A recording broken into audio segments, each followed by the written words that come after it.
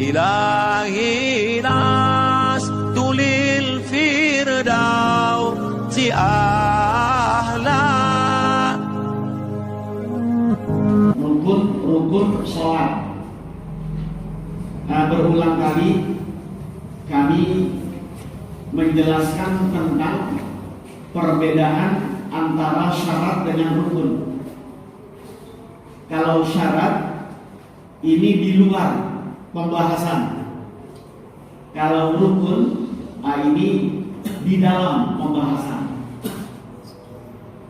Misalnya pembahasan yang sedang kita bicarakan adalah sholat.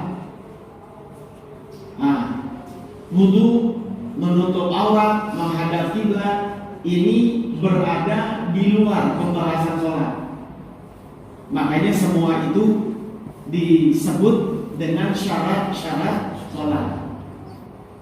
Ya kan, wudu itu kan nggak ada hubungannya dengan sholat, karena wudu praktek yang dilakukan sebelum sholat dimulai. Nah, jadi yang namanya syarat adalah di luar pembahasan sholat. Nah, sedangkan rukun adalah sesuatu yang berada di dalam pembahasan sholat. Nah, mulai niat, takbir, ruku dan sebagainya. Nah, itu disebut semuanya itu dengan rukun.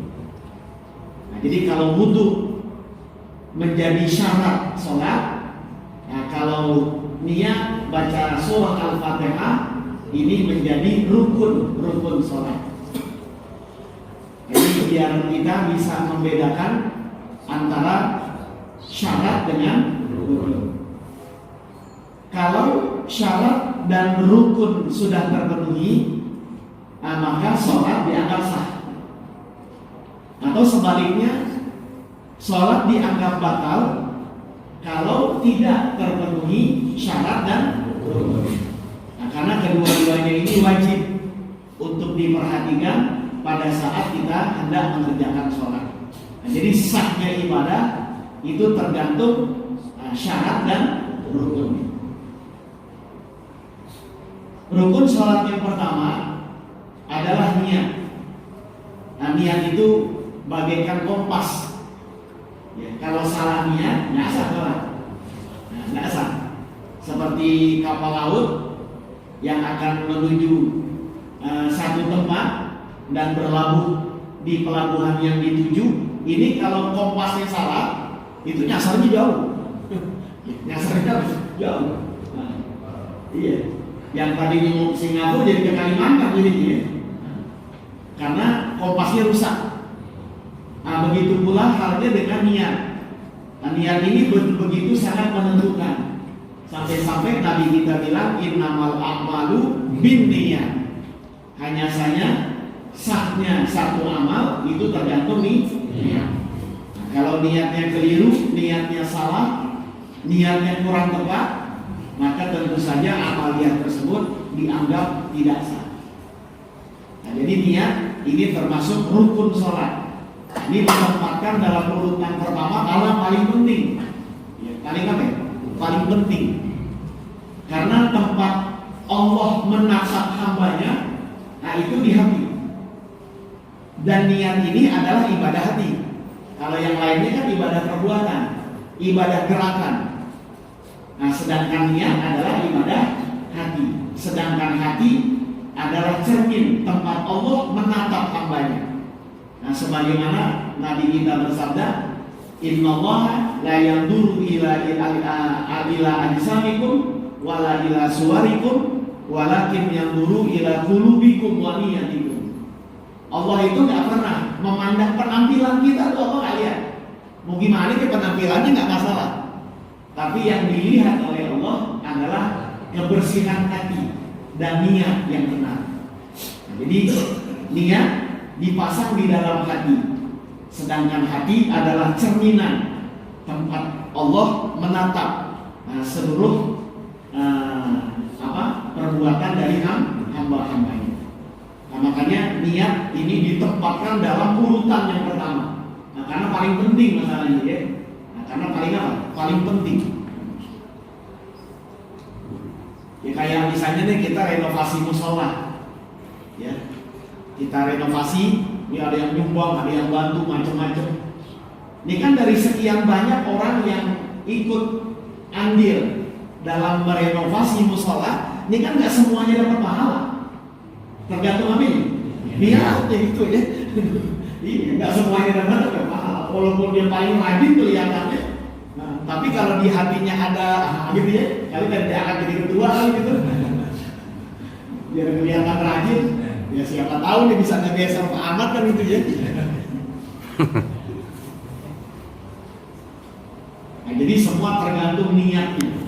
Tergantung niat. Nah, jadi pantas kalau ulama menempatkan niat dalam posisi pertama karena begitu sangat menentukan. Fayajibu fiha qasdu fi'liha, maka wajib kita di atas ini, di atas apa? Nggak enak kalau ngaji namanya kitab, nggak enak. Iya. Kita nyari kitab namanya panjang gitu. Nggak ada pendapat. Fayajibu fiha qasdu fi'liha, maka wajib dalam persoalan niat yang pertama adalah bertujuan untuk melaksanakan sholat. Namanya qasad. Qasad itu harus punya tujuan. Itu yang pertama. Jadi di sini nanti kewajiban saat kita memasang niat ini wajibnya ada 3, gitu ya. Yang pertama qasad. Qasad ini artinya tujuan. Mau ngapain nih gitu. Nah, tujuan. Yang kedua wa ta'yinuha, menentukan. Ya, ta'yin namanya itu. Nanti di sini akan diberi contoh apa yang dimaksud dengan qasad dan apa yang dimaksud dengan ta'yin. Wa ta'yinuha walau naflan, wajib untuk menentukan jenis niatnya, ya, walaupun dalam sholat sunnah. Nah, jadi bukan persoalan sholat fardu saja harus ditentukan nama sholatnya. Dalam sholat sunnah pun ta'yin ini wajib untuk dipasang. 2. Kemudian wa niyatu fardin fihi, dan harus memasang niat fardu dalam sholat fardu. Nah, di sini dikasih contoh dari semuanya seperti usolli fardhu zuhri. Usolli itu qasad. Fardhu ini kefarduan yang akan kita kerjakan. Zuhri ini namanya ta'yin. Nah, jadi syarat memasang niat ini nggak boleh kurang dari 3. Qasad, fardu, ta'yin. Usolli fardal zuhri, usolli fardal isya. Kenapa ketiga ini wajib? Karena untuk membedakan antara niat sholat yang lain. Misalnya nih, usolli, saya ingin sholat. Untuk membedakan kita dengan perbuatan yang lain gitu. Ya kan ada orang diri lagi main HP ya, bisa aja ya. Kelihatannya tadi pengen sholat, ternyata lagi pegang HP. Nah, jadi qasad ini harus dipasang di dalam niat. Mau ngapain? Usolli, saya pengen apa? Sholat. Fardhu ini pun harus dipasang di dalam niat untuk membedakan antara sholat fardu dengan sholat sunnah. Nah, sholat apa ini? Oh, fardu. Oh, sholat apa ini? Sunnah gitu ya. Nah, ini harus dipasang. Ya, dalam rangka membedakan antara yang sunnah dengan yang fardu. Nah, kemudian zuhri ini pun wajib dipasang, sebutan namanya, untuk membedakan antara sholat zuhur dengan sholat asar misalnya, sholat maghrib dengan sholat isya misalnya. Nah, jadi ketiga syarat ini harus dipasang di dalam niat pada saat kita mengucap takbiratul ihram. Nah, begitu. Ya. Jadi pada saat takbir Allah itu, nah di saat itulah niat yang 3 ini wajib dipasang. Itu kalau kita sholatnya sendiri, ya, sholatnya sendiri. Kalau sholatnya menjadi makmum, nah ini ditambah satu lagi, usolli fardhu maghribi makmuman, gitu. Harus ditambah. Ya, ini yang 3 syarat tadi.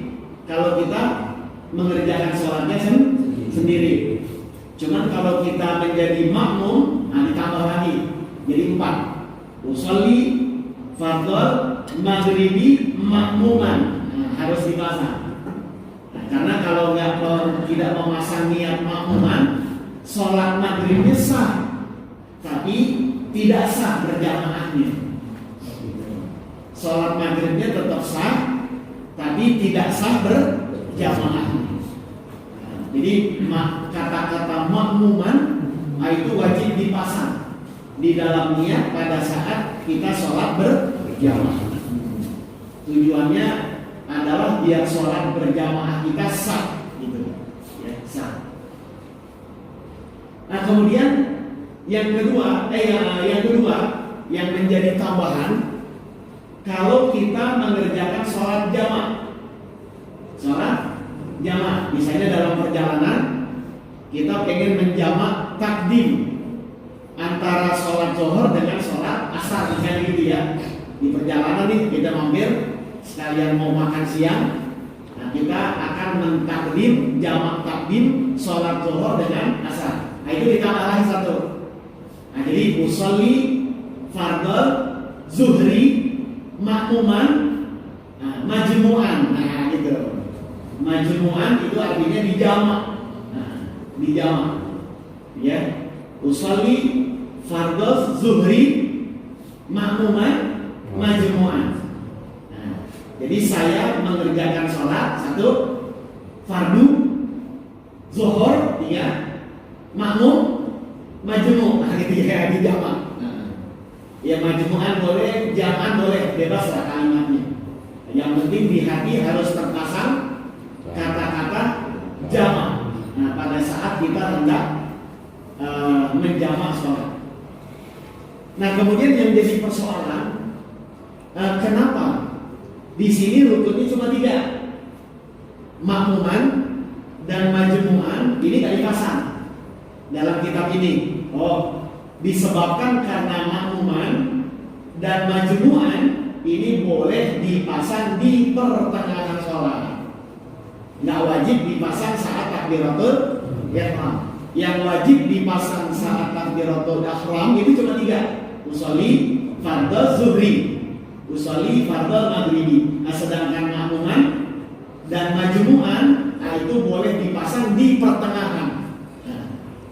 Ya di pertengahan. Misalnya gini contoh, kita datang ke mushola, ada orang nih, wanita ada udah waktu, nah terus kita sholat sendiri tuh, udah sholat qobliyah, tapi jamaah belum pada kumpul, jadi kita akan datang kali nih, gitu.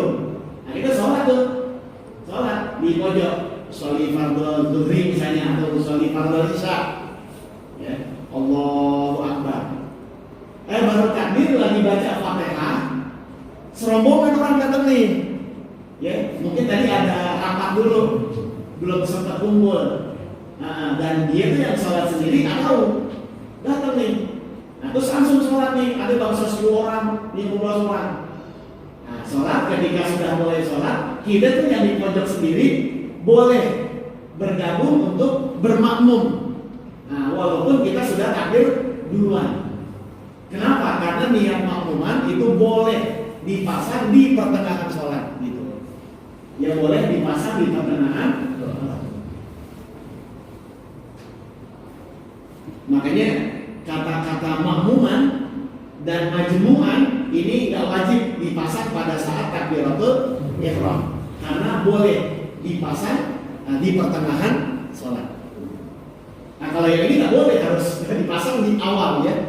Yang 3 ini harus dipasang pada saat takbiratul ihram. Usolli fardhu maghribi. Nah, ketiga-tiganya ini wajib dipasang saat kita mengucap takbir takbiratul ihram. Begitu pula niat menjamak, nggak wajib dipasang di saat takbiratul ihram. Contoh, misalnya nih kita pengen mengerjakan sholat jamak takdim di waktu maghrib, akhirnya mampir sholat maghrib, ya gimana nih? Nggak usah dijamak, ntar aja kita sholat maghrib, nanti isya mampir lagi gitu, normal. Jadi nggak usah dialih, nggak usah dijamak. Nah pada saat udah masuk rakaat yang ketiga sholat maghrib, udah tinggal 1 rakaat lagi, hujan terus hujan angin. Wah, nanti mampir-mampir lagi repot nih. Nggak dijamaknya sekalian dah gitu dalam hati, sah gitu. Walaupun sejak awal dia tidak memasang niat apa ya? Jamak. Nah ketika di rakaat ketiga berubah pikiran. Nah, hujan terus banget nih. Nanti mampir-mampir repot, udah jamak aja dengan isya, sah. Yang penting belum salam nih. Kalau udah salam, hujan jamak boleh gitu. Karena sholat maghribnya udah habis. Tapi kalau sholat maghribnya belum selesai, lalu kita robah yang tadinya nggak niat ngejamak, nah, lalu ada pikiran udah ngejamak aja dah, boleh. Itu yang saya maksud kenapa niat makmuman dan niat majmu'an tidak wajib dipasang di saat takbiratul ihram. Kenapa? Karena boleh dipasang di pertengahan.